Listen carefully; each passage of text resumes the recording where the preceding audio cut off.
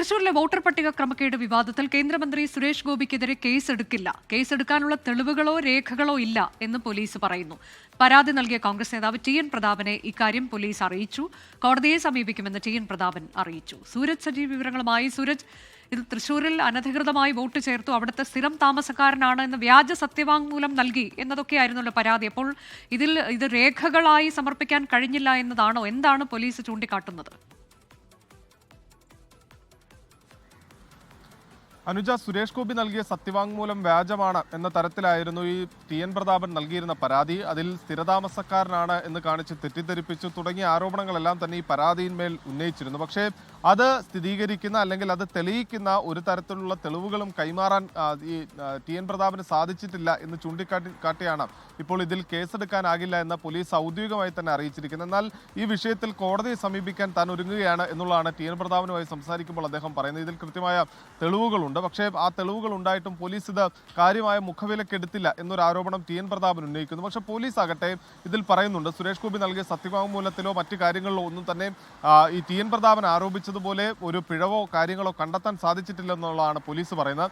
അതോടൊപ്പം തന്നെ ചില ഫ്ളാറ്റുകളടക്കം കേന്ദ്രീകരിച്ചുകൊണ്ട് വോട്ടുകൾ ചേർത്തിരുന്നു. അതിൽ ഈ മേൽവിലാസം അടക്കം മാറ്റി ഉപയോഗിച്ചുകൊണ്ട് ചേർത്ത വോട്ടുകളുണ്ട്. പക്ഷേ അത്തരം വോട്ട് ക്രമക്കേടിനെ കുറിച്ച് അന്വേഷിക്കണമെങ്കിൽ അതിൽ പരാതി നൽകേണ്ടത് ജില്ലാ ഭരണാധികാരി കൂടിയായിട്ടുള്ള ജില്ലാ കളക്ടറാണ്. ജില്ലാ കളക്ടർ അങ്ങനെ ഒരു പരാതി നൽകിയാൽ മാത്രമേ പോലീസിന് അത് സംബന്ധിച്ച് അന്വേഷിക്കാൻ കഴിയുകയുള്ളൂ. പോലീസിന് ഈ വിഷയത്തിൽ പരിമിതിയുണ്ട്. അതോടൊപ്പം തന്നെ ഈ ടി.എൻ. പ്രതാപൻ നൽകിയ തെളിവുകൾ അപര്യാപ്തമാണ് എന്ന് കണ്ടെത്തിക്കൊണ്ടാണ് ഇപ്പോൾ ഈ കേസെടുക്കാൻ കഴിയില്ല എന്ന നിലപാടിലേക്ക് പോലീസ് എത്തിയിരിക്കുന്നത്. അനുജ, അങ്ങനെയെങ്കിൽ എന്താകും തുടർ നടപടി എന്നതാണ് ഇപ്പോൾ അദ്ദേഹം കോടതിയെ സമീപിക്കാൻ ഒരുങ്ങുകയാണല്ലേ ടി.എൻ. പ്രതാപൻ?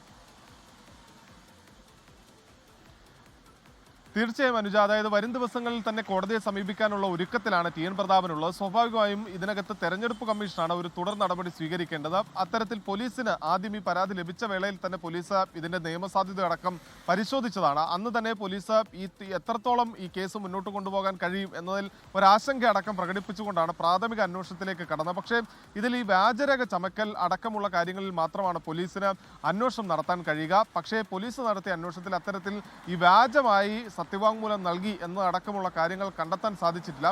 അതുകൊണ്ട് തന്നെ പരാതിക്കാരൻ എന്ന നിലയിൽ ടി.എൻ. പ്രതാപന്റെ മുന്നിലുള്ളത് കോടതിയെ സമീപിക്കുക എന്ന പോംവഴി മാത്രമാണ്. അതുകൊണ്ട് തന്നെ കോടതിയെ സമീപിച്ച് കോടതിയിൽ നിന്ന് ഒരു അനുകൂലമായ ഉത്തരവ് നേടിയെടുക്കാനുള്ള ഒരുക്കത്തിലാണ് ടി.എൻ. പ്രതാപനുള്ളത്. വരും ദിവസങ്ങളിൽ തന്നെ കോടതിയെ സമീപിക്കും എന്നുള്ളതാണ് ടി.എൻ. പ്രതാപൻ അറിയിച്ചിട്ടുള്ള അനുജ.